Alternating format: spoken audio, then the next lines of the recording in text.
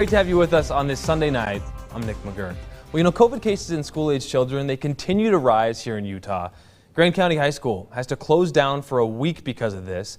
Now, some school districts are getting ready to implement their test-to-stay protocols, and there are a lot of questions about what happens next. ABC4's Jordan Burrows talking to some parents today about these COVID precautions.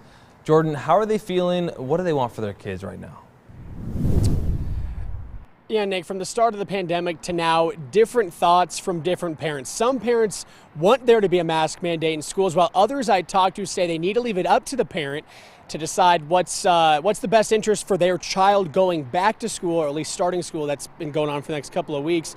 Regardless, school districts can decide what they want to do, but if they do want to have a mask mandate in place longer than 30 days, that has to be voted on by the state legislature.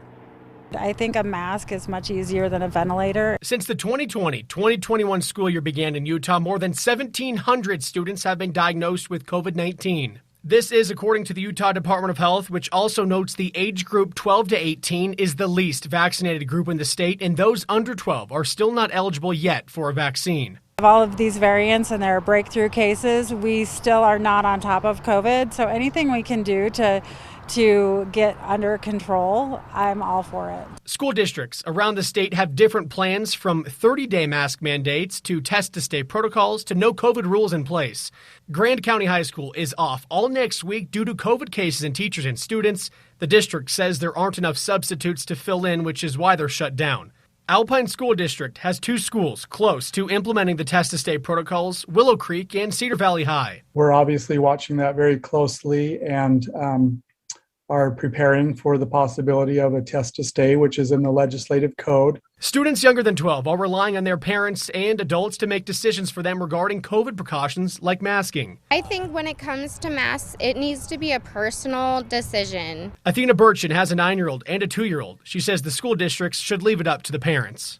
We're supposed to live in America, we're supposed to be free, and we're supposed to be able to do what we want. And if I don't want to wear a mask, and if my kid doesn't want to wear a mask and cries because it makes him uncomfortable, I'm not going to make him do that. Alpine School District, for example, says if that COVID threshold is met at any one of its schools, all parents will be notified immediately.